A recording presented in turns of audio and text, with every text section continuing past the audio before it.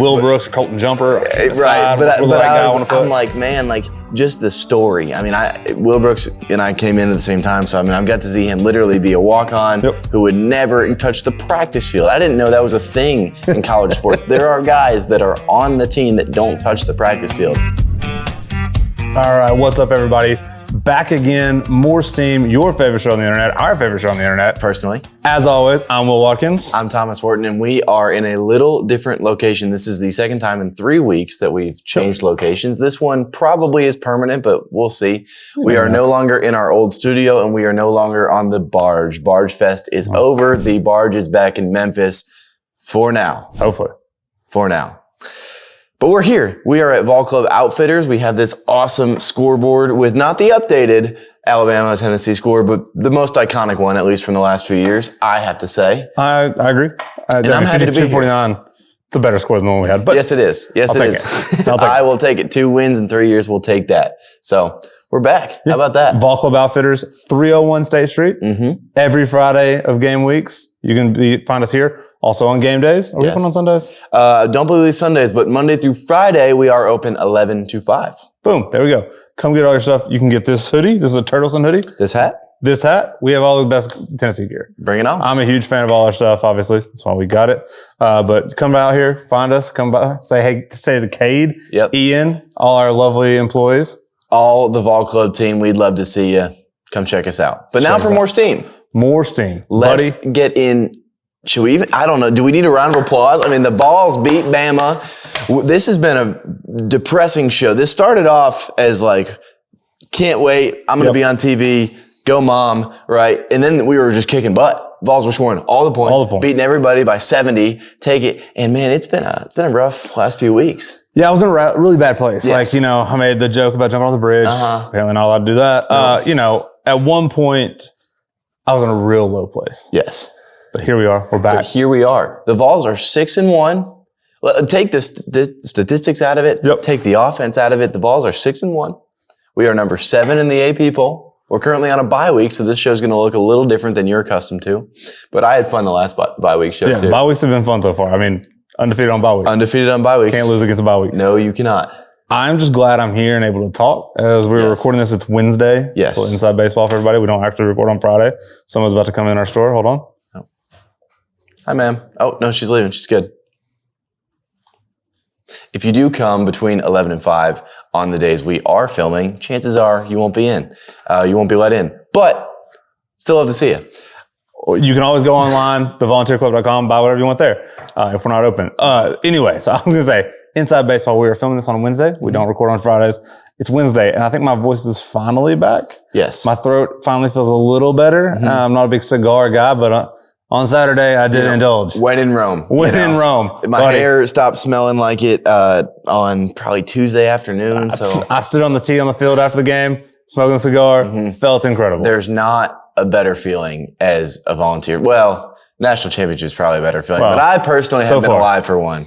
So as of right now, the best feeling that I've had as a fan of the Tennessee Volunteers is standing on that tee, standing on that field, smoking a nice little cigar. And I've done it twice. I wanted to talk about this. Like, everybody's talking about the field rushing. I want to get your thoughts. I'll let you go first. I was on the field Saturday. I missed 2022. I wasn't in the stadium. Yeah, okay. I was not going to miss out on this opportunity. No.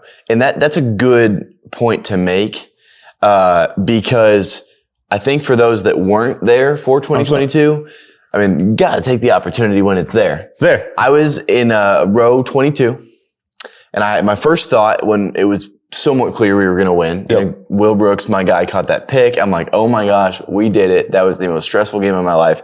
But we won. And how are we going to deal with this?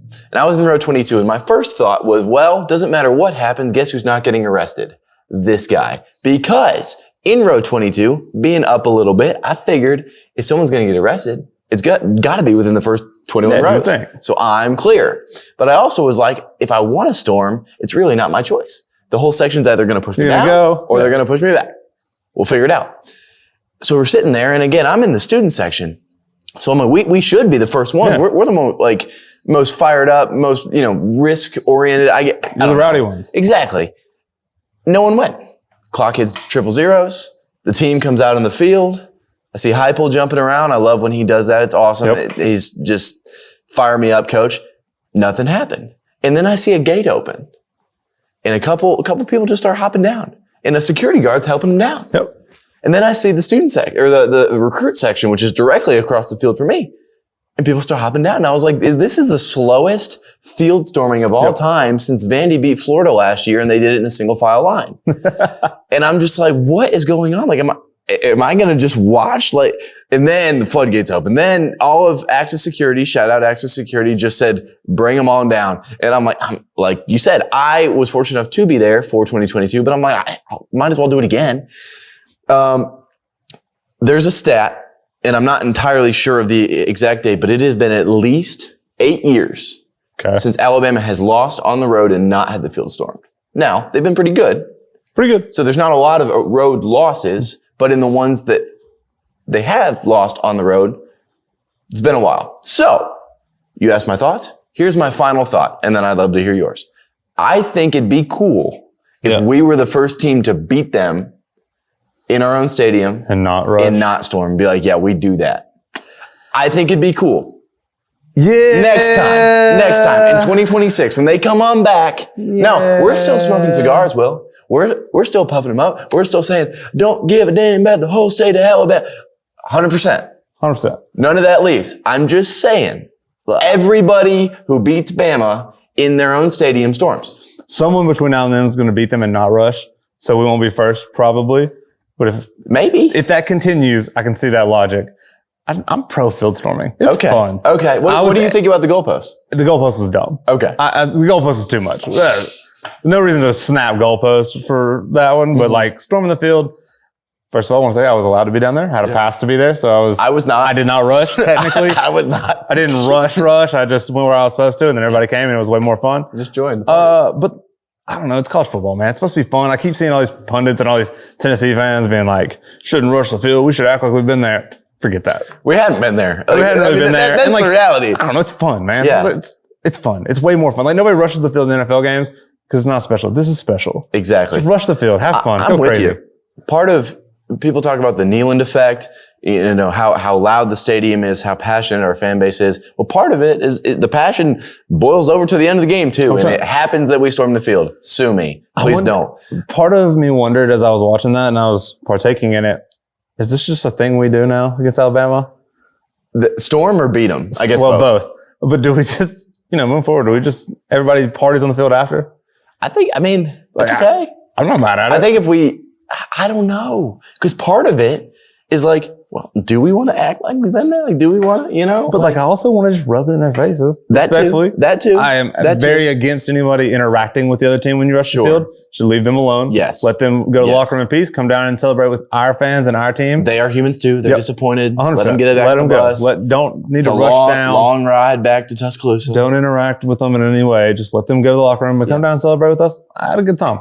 I would advocate for that every time. Yeah. Again, recency bias, but not that we make the decisions. If we did, then this would be a much more meaningful conversation. But I could not find a lighter to save my life on Saturday. No, a lot of people brought cigars with no lighter. Yeah, I didn't. I had to borrow, and I told somebody to bring me one to the game. They did, and I got it from them. And I'm like, I don't have a way to do anything with this. So I had to ask around. Eventually, there was someone smoking what was not a cigar on the field. So they let me have their lighter. So I appreciate that from that random fan. Thank you. Yes. Thank you. I'm pro field storming. I just want to get that out there. That feels good to announce. It does feel good. I have been on the side of getting this field stormed on you too. That's not great. So I've kind of felt how Bama felt on Saturday. And it does kind of rub it in. So it's nice. I'm with you. Let's get into predictions. I would say that segues here. Yeah. We got to storm the field because we won. As predicted on this show. Correct. Some shows in the area that talk about Tennessee sports, one person may have predicted Alabama, some predicted Tennessee. Couldn't be me. All Tennessee here. Not going to happen here. 2 for 2. Never going to happen. 7 weeks in a row. Never going to happen. Won't ever happen. But let's get into the score predictions. Yep. You had 31-24. Yes. I said I wanted to predict the same one. I didn't. And instead I went high versus going down low. Should have gone low. Would have nailed it. Yeah. You had 31-24. I had 35-24. As we all know, final score 24-17. The Tennessee Volunteers. Buddy. I was right in the margin. You were. We just have all of the 8 conference play have been significantly less offense than we always predict. You insulted our defense again. Yeah, I know. I know. I insulted Dylan Sampson again. I mean, you did. We'll get to that in a second. Yeah. Let's actually dive into that now. Let's do it. Yeah. So Nico, we both talked Nico, obviously. It's the quarterback to talk about. We'll talk about another one in a minute. But going into the game, we were only going to talk about one. Nico, you predicted 250 yards, 2 touchdowns, 35 rushing yards. I predicted 205 and 1 touchdown. Pretty close. 194 and a touchdown. Feeling pretty good about that. I will give you a win there. I'm going to take that one as a win. I don't know if we have a scoreboard for this season, but you're we'll probably figure it out. It's okay. Producer Dalton will figure that out at some point. He'll come up with that. Producer Dalton, right here. Yeah, just drop it here. Dylan Sampson, you had 110 yards and 2 touchdowns. Jeez. Disappointing. I had 160 yards and 3 touchdowns. So if you meet us in the middle, buddy, Yeah, we nailed it. We kind of bracket right here. Like Dylan Sampson, 139 yards and 2 touchdowns. Just want to pause here. Yep. We've said it 1,000 times. I'm going to say it 1,000 more.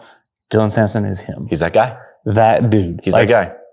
I don't understand. I actually texted my Tennessee group chat earlier this week. I just got irrationally angry on like Monday morning that he's not getting more Heisman love. No. In what world is the leading SEC rusher, far and away the leading rusher, who is second in the country with touchdowns, tied with Genty? How many do you need to score? Like, he is going to smash the Tennessee single season record. And yet, no Heisman love. None. Not a single bit. No. I don't even know if he's on the list. 2 stats. You just mentioned one. He is 1 rushing touchdown away from breaking the single season. One away from tying it, technically. I thought he tied it. I thought 18 is. 18's the record? I think so. He's either 1 or 2 away. I can't remember. No, it was 17. No, 18. We're going to fact check this. Okay. Hold on. He's very close. Probably 1 game at his standard away from breaking the single season rushing touchdown record. He's also, and I checked this morning, 8 touchdowns away, 8 all-purpose touchdowns away, may I add, from breaking the all-time all-purpose or just touchdowns from scrimmage record for Tennessee. Wow. He's at 31. The leader is 39, and that is James Stewart. Little man. Early 90s. A legend. He was at the Vol Club tailgate last weekend for the Alabama game. How about that? So, if you're not a member, be a member. If you're a member, come to the tailgate. And you'll come meet guys like James Stewart and Joey Kent. Yep. How do you, did you talk to him about how he feels about his record's going to be broken? I didn't. I should have. I was just trying to be respectful. That's okay. I'm actually just kind of in awe when I meet those guys. Yeah. They're legends. Legends. Like my childhood, I heard all about them and I see them and I just kind of go starstruck. And now you're, do we have a fact check? Producer? Gene McEver has 18. Dylan Sampson is tied with Reggie Cobb at 17. So he's tied for second. He needs 1 to tie, 1 to break. My bad. Still great. We have 5 regular season games left. 5. And smash it. One of the things, we talk playoffs a lot and we'll talk playoffs in a little bit. We're going bowling. Hey, if we were Missouri, we would have made T-shirts. Yes. Losers. Anyway, wide receivers. You had Dante Thornton at 115 yards and 1 touchdown. Yep. I had Squirrel at 65 yards and a touchdown. You win this one. Dante had 70 yards, so you were off by like 45. 45. No touchdown. Squirrel had 0 yards. Tough. Buddy. Tough. I don't know what's happening. Yeah, I'm not sure. It's kind of just who's the hot hand. Now, we only play 1 half of offensive football per game, so that does severely limit the offensive output. That's so accurate that it hurts so much. Yeah. So 70 yards in 1 half is pretty good. Squirrel. Yeah. He's going to figure it out. 5 more games. 6 more games. T-Lander was your defensive prediction. You had him at 9 tackles. Yep. James Pierce was mine. Shout out my guy. Yes. I had him at 7 tackles, 1 sack, 1 turnover. T-Lander finished with 4 tackles. Half a sack. A solid performance. I'll take it. More than solid. I'll take it. I didn't expect Will Brooks to steal the show defensively. Oh, buddy. How about that? T-Lander did his job. He was in every play. He filled the gaps the way he needed to. Very proud of him in his first start. Played really well. James Pierce had 3 tackles. And depending where you look, it was either 1.5 or some places credited him with 2 sacks. Okay. I went with 1.5 for prediction purposes because I don't want to go too high. That's okay. But James Pierce had an incredible game. I mean, he just continues He's on a heater. Yeah, he's hit his stride, and he is that defender that we thought he was going to be all year. Obviously, a little slow start, but then he is making up for an SEC play. He's an absolute wrecking ball right now. He is playing like everyone predicted him to. And I mean, man, we got some big time games coming down the line 100%. that it's James Pierce's time. Man, I mean, we are so ridiculously dominant. Hype talks about it. He gives so much credit where credit is due. Thank you for that. But I mean, we are playing elite level defense on the defensive line. And I'd argue we're playing elite everywhere else too. It's certainly pretty dang good if you don't want to call it elite on the other two levels. That's fair. That's fair. Yeah. I mean, I think the linebacker room is still TBD now with Peely out, where that comes in. But at the secondary level, buddy, I couldn't ask for more. No. Jamal McCoy is as good a corner as we've had in a long time. Pleasant surprise for being extremely disappointed in how the offense has been. And I don't think that's an understatement. No, that's fair. Extremely disappointed. Do we call him bad? No. Just disappointed because we thought it was going to be here. It's not there. How much of a pleasant surprise is it to be like, yeah, our defensive backs, our safeties, our corners, they can play. So we're going to talk later in the show, our favorite Vols of all time, our 3 favorite Vols. Spoiler alert, I don't have a single one on offense. I love defense. Yeah. I love defense. And so watching this team play has been so much fun. The combination of elite pass rushers and then a guy like Jamal McCoy, don't try him. I text his dad during the game Saturday. Don't try him. Don't do it. What are you doing? Don't do it. You think Ryan Williams is great? He's 17. He didn't even know what he's doing. No. Jamal McCoy's a grown man out here making plays. Big boy ball. That one-hand interception.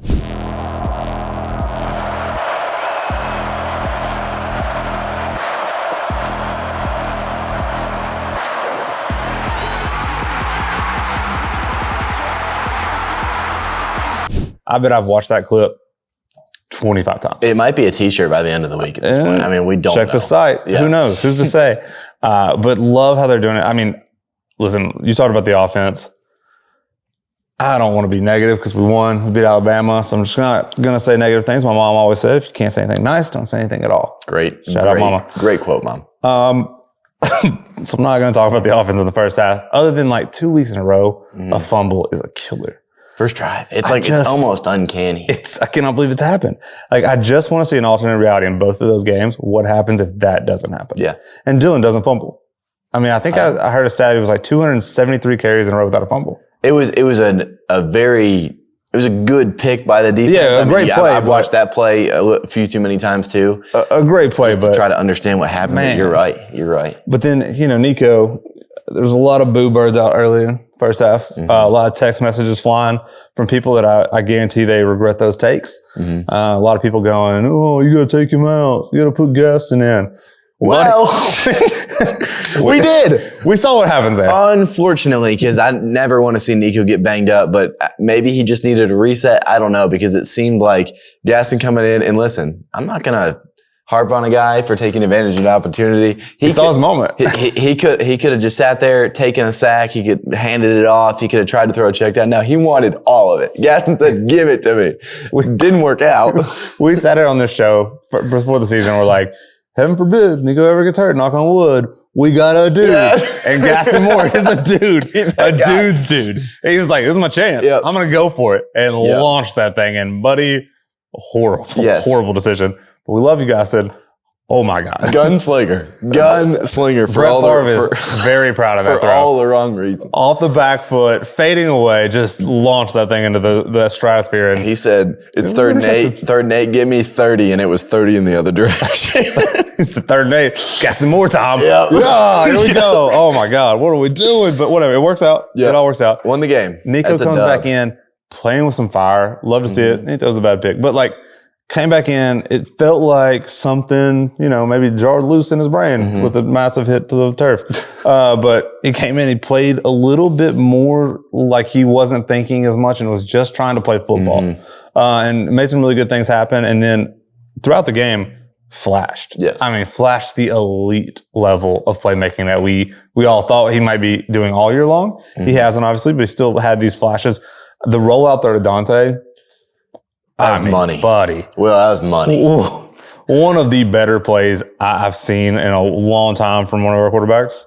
Even, and I'm no disrespect to Hendon or Joe, but just the level of combination, athleticism and talent and arm talent to put that where it went. And ease. Oh my God. Didn't even look hard. Yeah, it was so unbelievably hard. And he just made it look like me playing video games. Yep. There's a word that I like to use. He's just a gamer. Gamer. Like he's just a gamer. And I think that's a good point you made of him being in his head, maybe thinking too much. Coach Halsey, our OC, has said in multiple press conferences that his philosophy with coaching quarterbacks is to get them to prepare in a way that when the lights turn on, they just play. Just go out there and play. Has that happened this season? Maybe not. And that's why we're not scoring as many points as we like. But moments like that, throws to Dante, even he missed a few to Brew, but like even those last few drives where like all of a sudden we're clicking, you know what I'm saying? That is where it's like, he's just playing, man. He's just playing. It's the ball snaps and he just plays. Yep. He doesn't have to, he's not trying to think too much. He's just making the plays. The other ones I want to talk about, the scramble he had where he does a little pump fake and then cuts back up the middle, an elite level play. It's just, he's like gliding. It doesn't like that level of athleticism and what at some point it all kind of clicks and meshes. When you can combine that threat with his arm talent, it's going to be unstoppable when it all finally clicks. Yeah. The Brazel throw, a dime. I mean, there's so much touch on that. And an unbelievable catch too by Brazel. Yeah. To get his face mask grab, shakes it off and still makes the diving catch, gets his hands under it. Unbelievable play all around. 100%. Love that. I mean, Dylan was unbelievable throughout the game. He is his normal self. Like he cannot be stopped. That guy. Number 6 for 6. Want to give a shout out to the offensive line. Yeah. Is Is that our first shout out of the offensive line for the year? Definitely, probably. Maybe. With the way they played, for sure. That's what happens when you beat Bama. Yeah, it cures all. Winning Shout cures outs to all. But like they weren't the Dallas Cowboys of the 90s offensive line dominant, but they were good. They were fun. Like we talked about that going into the game. We just needed our offense and Nico to play kind of average. Yes. Like just be average.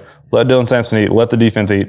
And that's what we did. Like and flashed some really good things, but overall just played winning football. Exactly. And that's all we needed. Flashback to the Oklahoma game. Like literally just do enough. Just do enough. We are in such a great spot defensively now that is all we need to ask. 100%. Will we be for the foreseeable future? I sure hope so. But for this season with who we have on the other side of the ball, both calling the plays and making the plays, offense, just do enough. Do enough. Do your job. Let the defense do their thing. Exactly. So, did you want to talk any defense things about the game? Anything that stood out to you? Defense speaks for itself, man. I mean, it is just impressive to see the young guys step up, the veterans who've been around here, since pre-hype, now get time to shine and do their thing.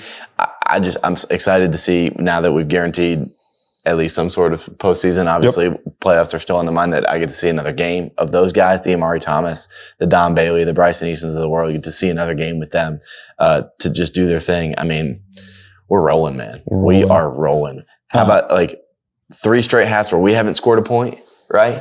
Yeah. 3 straight first halves where our opponents have combined for 10 points. It's fair. That's pretty good too. That is pretty good. To take a bad stat and skew it to sound pretty good. Love it. 3 straight first halves, 10 points. I love it. I've got a couple shout outs on the defensive side. Jacoby Thomas.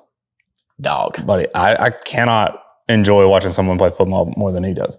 Like just everything he's trying to kill people. Yes. Everything it looks like he is just 100% full effort on every single play. Also, if you haven't watched any clips of him, next time you see one, find a clip of him running through the tee. It looks like it might be his last moments on earth, and he is just enjoying it to the fullest. It's what I imagine running through the tee would feel like. He's like embodying it. It's amazing. He had the incredible play where he broke through the line, sacked Jalen Milroe. Love that play. That was a huge, just fire through the gap. He got to come down, really playing more like a linebacker on that play, and then just fires through. Really good, just a defensive play. We had great contain on the far side. Ricky Gibson, another shout out. I've already talked to Jamal McCoy, but Ricky Gibson played really well. So like, I thought we might shadow Ron Williams, but they didn't. They let him kind of flip around and keep Jamal on his side.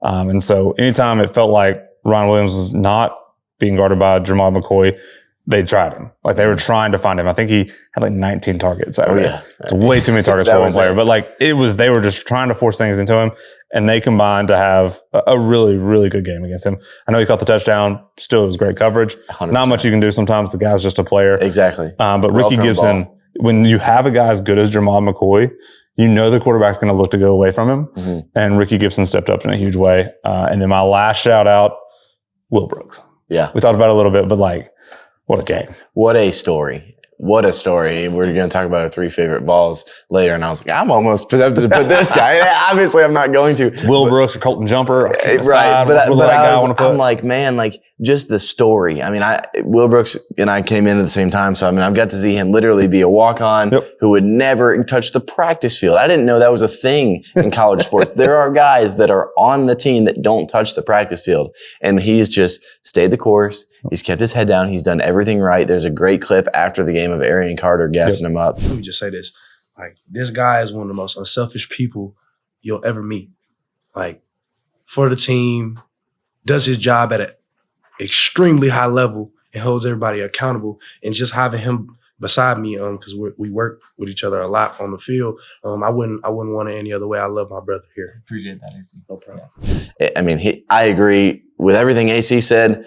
Times 100. I mean, Will's the ultimate teammate, and man, he's making plays. He's starting above guys who are way more talented than he is. And he is making plays, sealing the game versus Alabama. Big pick earlier in the year against NC State. I mean, he's close to being our leading tackler now. I mean, the dude is this week. The dude is balling. And he had the touchdown saving tackle against Milroe. Exactly. The guy overshadowed because he had the interception, but like that tackle changes the game.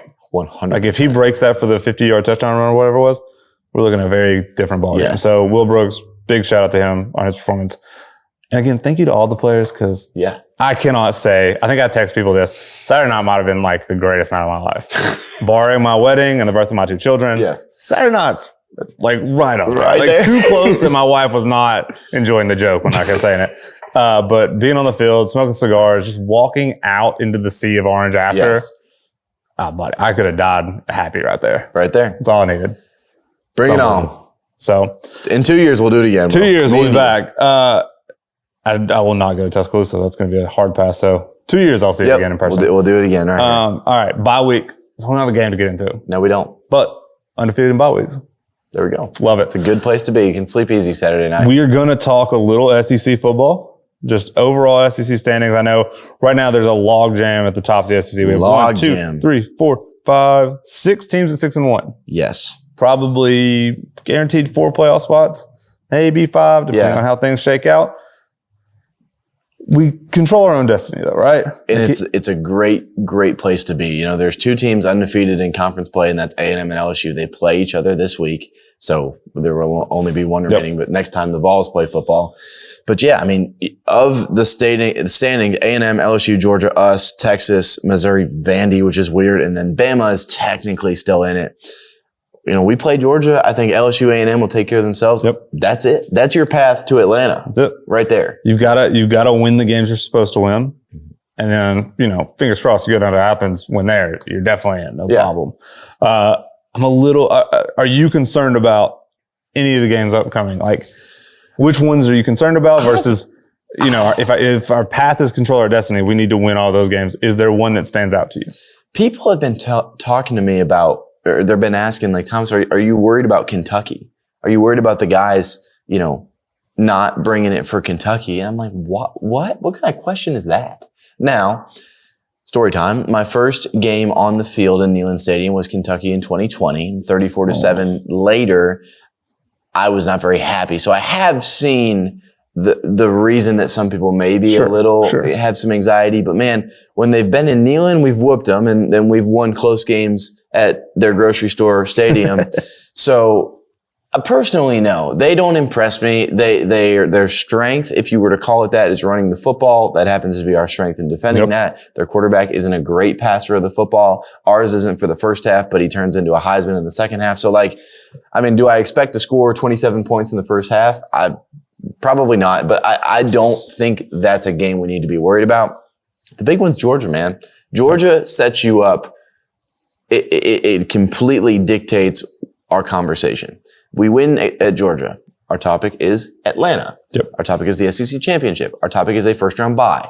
We lose at Georgia. We are not out of the playoffs. No, we're not. It is still Tennessee's ball game. But now we're hoping seeding. We're talking about seeding. We're hoping some other people lose. We're looking at the Big Ten. We're looking at the 100%. Big 12.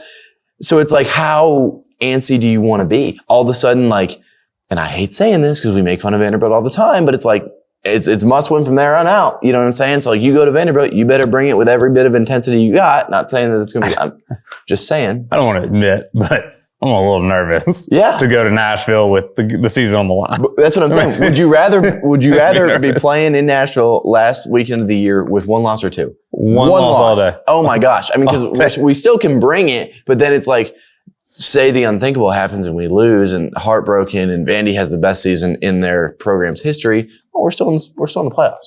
All right. I'm going to run through the 6-1 team schedule still. Yes.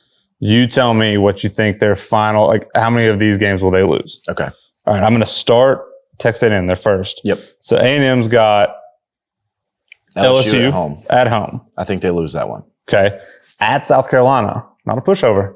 No, it's not. It depends on what team shows up. Right. Because right now they're riding high. They do have that one early season loss. So a second loss to LSU it's the same thing. It's the same thought process that I just explained. Yep. It's like you are not out of it, but your back's against the wall. I think they win that one.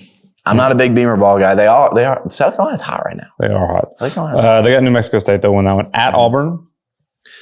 If Auburn wasn't just a disaster, dumpster at Auburn, fire. Hugh Freeze could sneak up and beat you, but I don't think they. I don't think they will. No, and then I do think they finish out with Texas. I think they lose to Texas. So I think A&M is going to end up at 3 losses. Yes, 9-3. For going through that. 9-3 out of the playoffs, barely, but still for Mike Elko's first year. Great season for them. Exactly. LSU at A&M this week. They get that win.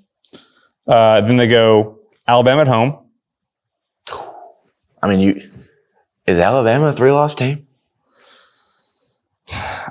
Watkins, is Alabama a 3-loss team? I can't bring myself to say that. Maybe. I mean, they're doing tuck your shirt in, let's touch the line and all that down there. They're falling apart. I think that's hilarious.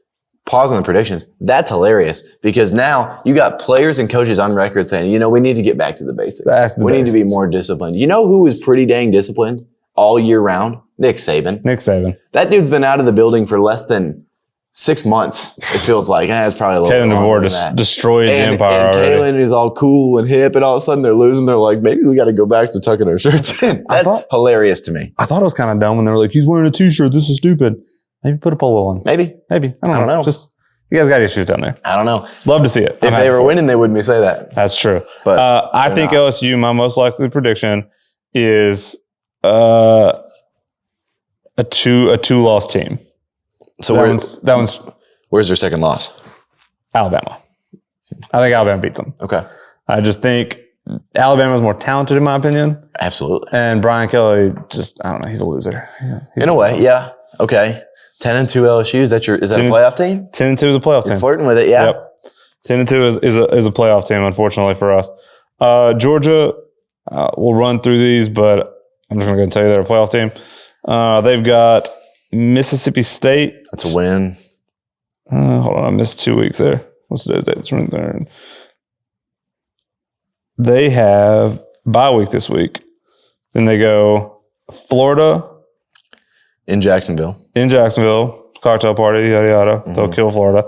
At Ole Miss. I think they win that one. It's a tough game, though. Ole Miss is talented. Yeah. I think it's a tough game. They play them tough. They played them tough last year as well. I think they'll win that one. Tennessee, I'm not going to predict a loss here, but just when I get through here and they only have their one loss, just ignore that. UMass is a win, and then Georgia Tech's a win. So I think they finish with the one loss that they've had, unfortunately. Maybe. Hopefully not. Yeah. Tune back in and more steam that week. Yep. And that'll my prediction will change. Missouri. So Missouri is a fraud. But their schedule. So last bye week, we talked about it. This was a topic of conversation that we spent a few minutes on. Missouri is as good as their schedule is, right? Yep. They got murdered by A&M. Murdered. And A&M's a lot better than we thought they were going to be. But Missouri, I mean, just talk about a cakewalk, man. Not this week, though. They're at Alabama. At Alabama. It's a get-right game. Yes, it is. It's a get-right for Alabama. Backs against the wall. And, I mean, if Missouri's getting exposed again. If Saban was still the coach, they'd beat Missouri by 1,000 this week. Yes. Oh, my God. It is a bloodbath. But we just don't know what to expect now. They have at Alabama, we think it's a loss. Mm-hmm. They get Oklahoma at home. I call it a toss-up. Hey, Oklahoma's a gritty team. Jackson Arnold's back. I know you're really low on them. But Jackson Arnold's back. They're not... They're okay-ish. Like, that one's a tough one. At South Carolina. There we go. That's what I'm saying. Tough for anybody who wants to do that. At Mississippi State. And then they get Arkansas at home. And as we know from experience, Yes. Arkansas is a fantastic football team. Gritty, and who knows where Arkansas is at. Arkansas might be the best team in the country. Maybe. You never know. You never know. I mean, I'm just saying, at that point in the year, rivalry game, like back to the, I mean, who's to say Arkansas is not? I would put them more likely at 3 losses than 1 or 2. And so I think they're out of the playoffs. Okay. Agreed. So we're looking at Georgia's in right now. LSU's in. LSU is in. Now Texas. Texas is iffy. Texas at Vanderbilt this week. Vanderbilt's kind of a powerhouse right now. Who knows? Who's to say? I think they win that one. Then they got Florida. I think they're going to win that one. It's okay. Hey, K2. So we've got Texas got at Vanderbilt this week. Mm-hmm. They win that one. Florida at home. They win that one. At Arkansas, again, maybe the best team in the country. You never know. Who's to say? You never know. But I think they'll win that one. Kentucky at home. I think they win that one. And then at A&M, I think they win that one too. I think this is a one-loss team. Okay. So I've got LSU in, Georgia in, Texas in. Yep. I got Tennessee in. So I think we go control our own destiny, 10-2. And those are your 4 SEC teams that are locked in. And then your Atlanta matchup preliminarily would be, I don't know, tiebreakers, but Georgia, Texas. Okay. Yep. Gotcha. Listen, we were going into the year. I'm not a guy who personally said playoff or bust. I'd love the playoff. We'll take it in. Now, seeding-wise. Yep. Seeding, obviously. There's a thought, and there was a Twitter thread a few weeks back that I saw, and it was very interesting. It was, would you rather be the 4 seed or the 5 seed? 5 seed. Explain why. Because I agree, but explain why. Because I think there's a lot of logic there. The 5 seed is you get to host a game. Mm-hmm. You want a home game in Neyland all day, every day. Home playoff game in Neyland? Oh, right. Like, sign me up for all the reasons. The experience, the atmosphere, the revenue, all of those things. And then the seeding, right? So your path to the championship is significantly easier, in my opinion, at the 5 versus the 4. But really, it's the hosting of the game. Yes. Like, I think, and I'm also a big proponent of there's such thing as too many bye weeks. Like, I think. Without a doubt. We learned this year. I mean, if you're the 4, Heupel historically is really good with a big break, but like, you want your guys staying fresh, staying in game shape. Now, there's always a risk of injury, but give me playing a game. Let's keep the guys fresh, keep it rolling. Give me a game in Neyland. That's what I want. I agree. And there is too, with the playoff structure, it's not a full week. There is 8 or 9 days. Yep. So you do have some extra time in between games. So like, yes, you do play that game, the potential to play in 17 games, if you were to run the table. But I agree. Great point. That's all we got for playoff predictions, I guess is what you would call it. Yeah. Favorite Vols? Favorite Vols. So we're going to talk about our 3 favorite football Vols of all time. I'm going to let you start. Okay. And you go first. And we're going to go in order. So you need to go 3, 2, 1. 3, 2, 1. Yep. Okay. It's tough. I didn't put a list. I'm a little biased, I will say I have some recency bias. So 2 of these players will be ones that played fairly recently. No current players though. I felt like that was, against the rules. I don't know. We didn't really define rules. I have a current player. You have a current player? Well, that's okay. My number 3 is Byron Young. Oh, okay. For multiple reasons. He's a fantastic player. Yep. Was a great leader in the locker room, and now is going to ideally have a very long career with the Rams, and then hopefully they trade him so he can win a little bit.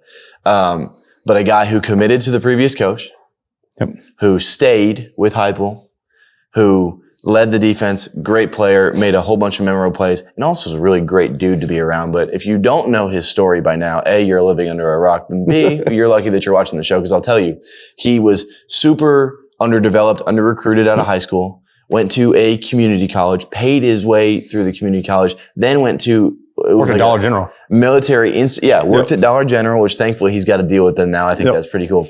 Worked his way to, it was like a military institute, but it was a fake college.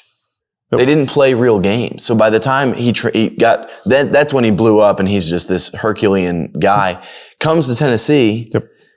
And he can't play his first 2 games because of an eligibility issue, because his old school folded and basically didn't have It was a fake school. It was a fake school. It didn't have like a real team. So to battle through all that adversity, to stay through a coaching change, to lead us into our best year. I'm talking 2022, our best year since 2001. And then now being an ambassador for the Vols. I love seeing him up on the Jumbotron before games. Byron Young. That's my first one. Love Byron Young.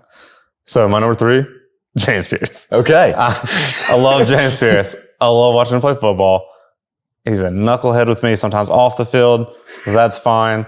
I love him anyway. He's so much fun to watch. What he does and how he dominates on the field reminds me of who my number 1 will be. Okay. So this is all that'll tie together. Yeah. But I love elite defensive linemen, edges specifically, and defensive backs. I just have always loved defense. Yeah. And so watching him play has been so much fun because he's so dominant. And it's not like a big brooding, like power through you. It's, I'm fast, I'm twitchy. Like I'm going to duck under you. Yep. Just, I've got the bend, like love watching James Pierce play. And I love the versatility he provides. Like he can drop into coverage, but him being able to do so much with the defensive line, again, this will translate a little bit. And he can drop back. He's just an athletic freak coming off the edge. Love watching James Pierce play. Yeah. Could not like watching him play more. And super excited to have a few games left of him. And again, he will be a great ambassador for the Vols. When he's the number 1 pick in the draft, I can't wait. I'm going to be celebrating. Hey, James, if you're watching, Kizzy, you want to invite me to the draft room? Hey, it's fun. I'll take it. Got space for 2? I can squeeze in real small. So no, but I love watching James Pierce play football. That's awesome. It's one of my favorite things about the job I do is getting to like watch him and like see him play football. And I'm sure you're not alone by the hundreds 100%. of thousands. Yep. My number 2 is a man who is largely responsible for bringing the Vols to where we are today. And his name is Hendon Hooker. Okay. He is another guy who committed under a previous coach, who stayed through the transition, who was not supposed to be our starter. Heupel brought in another guy to start. Yep. Hendon, being a grad transfer, looking for somewhere to play, he came because his cousin was Bryce Thompson and was like, hey, we need a quarterback. So he came and we didn't initially want him to be our quarterback. So like a lot of people in this day and age are like, all right, deuces, I'm going to go get paid somewhere else. True. He stayed, waited for his turn. And when he got his turn, he never gave it back. Never turned away. The Pitt game in 2021, Joe, I think, rolled his ankle. Maybe it was a wrist injury. Hendon came in and looked terrible. He overthrew like 3 screens because we ran those a lot more back then and was just like, oh my gosh, like, is it Harrison Bailey time in Tennessee? No, because it was Hendon Hooker time in Tennessee. It took him a few series to get settled in. That was a Pitt team that won the ACC championship and dang near made the playoff. And Hendon took them to the wire. We ended up losing that game. We did. But then fast forward to that next year, and it was like, we just beat everybody, man. We just beat everybody. And it was Hendon leading the offense. Again, ambassador on the next level, or in the NFL at the next level. Really solid guy if you ever got to spend time with him. Big Hendon Hooker guy. That's my number. Feels like we're in a real age gap situation here. But I mean, you kind of expect that. Yeah, like the fans are going to be like, oh, he's older than I thought he was. I am. But my next guy, it was almost like a 1A, 1B situation. But 1B, Eric Berry. Mm-hmm. I love Eric Berry. Eric Berry. Give me all the Swiper Boy songs, Eric Berry for Heisman, all that good stuff. I just can't say enough good things about Eric Berry. And watching him play football against defensive linemen, elite secondary players, him catching an interception was like the most electric thing in the world. You're like, what's going to happen? Mm-hmm. And most times, he was going to return it for maybe a touchdown, but at least a bunch of yards. Like he was like the SEC leader in like return yards at one point. Which is such a weird statistic, but you know, like every time he caught the ball, you were just like out of your seat waiting, like something special is going to happen. But he also laid the wood. Like he got the No-Sean Moreno hit where he just drills him, spins him around. A very versatile secondary player, huge in the safety. While he was here, he played like every position in the secondary because he was just so talented. Couldn't keep him off the field. But watching him play football, again, just one of my favorite things in the world. Eric Berry, also one of the nicest people in the world. I've been fortunate to meet him several times now, work with him on some stuff, and just always the nicest person. And is one of the most recent inductees into the SEC Legends class. I don't know what that is, but it sounds cool. But I think it happened this week. I was like, oh, sweet. Also terrified of horses. That clip is hilarious online. I don't know if you've seen it, but I don't think I have. He is terrified of horses. So you'd bring on the horses during the Chiefs games, and he would be like hiding on the sidelines. Hilarious. But Eric Berry is the man. My favorite secondary player of all time. And you can argue the best too. I think I owned a 14 jersey, and like I was like kind of roughly, we were like roughly the same age. So like me owning his jersey was weird. A little strange. A little weird, but like whatever, it's fine. I feel similar now with a lot of the players that we have. I'm like, I can't go buy a jersey unless I work with you. But a guy who I did have a jersey of is one and only, his name's Peyton Manning. And I like, you told me this morning, top 3 favorite Vols. And I'm like, I feel like you might have this one. I think every Vol fan who's close to my age probably has it too. That's okay. We can share. And then we have something in common. He's not on my list. I mean, he's an honorable mention and an amazing person. But no doubt. Well, you said defensive player. So I was like, yes. From what he did on the field, from what he's done off the field, from what he's done since he's left. I mean, they got the Peyton Manning locker room complex. They have the Peyton Manning room in the facility. How much he's supported and embedded in ambassador. You know, he's a professor now.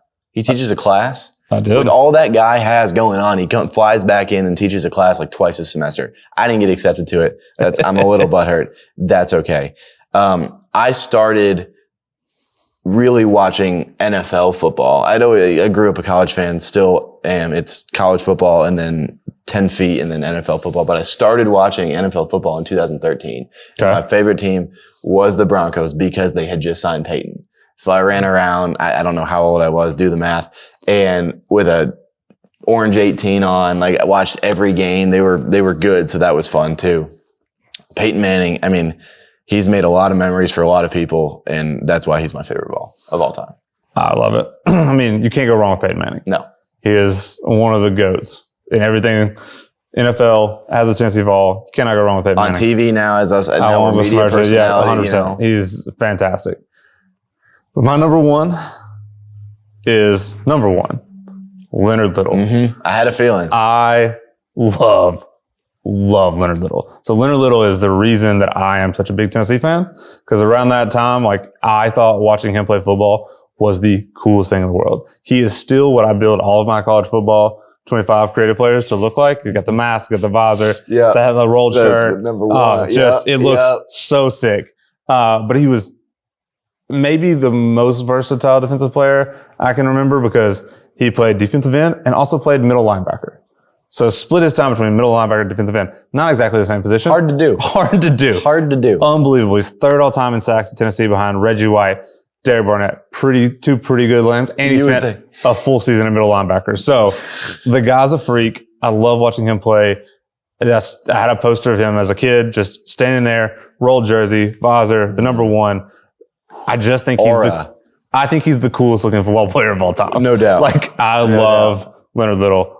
So if Leonard Little, if you ever want to come back to the Tennessee game, you call me. You can have whatever you want. We haven't had a guest on Moore's team, but if you want to, Thomas, get out of the chair. Leonard's coming. Leonard's coming. Get out. No, I love Leonard Little. I think he's far and away my favorite, Tennessee player. As a kid, we'd watch the games, and then I had one of those like inflatable like punching bag things, but it had arms, and I would just tuck a football in it and just spend my night just sacking it over and over, forcing fumbles, and pretending I was Leonard Little. So I love Leonard Little. By far my favorite Tennessee football player of all time. There it is. Heard it here first. So biggest Leonard Little fan on the planet. It's fine. Yes, I will at some point probably get to meet him if he ever comes back. So hopefully, so looking forward to that. I will be starstruck on that one. But Leonard Little's the man. Yeah, so sick. But anyway, so this is our bye week. Another crushed bye week episode. How about that? I want to put a challenge out to the Steamers, which. Let's go. So somebody in the chat, I believe it was our number one steamer, was Kenny, called herself the Steamers, and I'm sticking with that because I think it's hilarious. So the Steamers, I want at least 2 questions in the chat that we can answer next week. So give us 2 questions in the chat. We'll answer them, any topic, whatever you want. Is that because we're not going to break down Kentucky much? I mean, we'll talk a little bit about them, but like I'm not going to spend my time talking about Kroger Jr. Like we'll be fine. Anyway, so give us some questions, but I'm excited to get back to talking about some football next week. But as always, undefeated on the bye weeks. We love that. I'm going to enjoy getting to watch. Actually, my daughter's birthday party is Saturday, so I'll be doing that all Saturday, not watching football. But that's okay. It's going to be fun. Perfectly timed birthday. Yeah, Good job on your daughter. Nailed it. She's the best. So, Appreciate her being born on the right time. Yes. If we could just keep our bye week this week every year, that'd be great. There we go. But we'll see you guys back here next week. As always, thanks for watching. Thanks for listening. Go like, subscribe if you're watching on YouTube. We'll see you next week.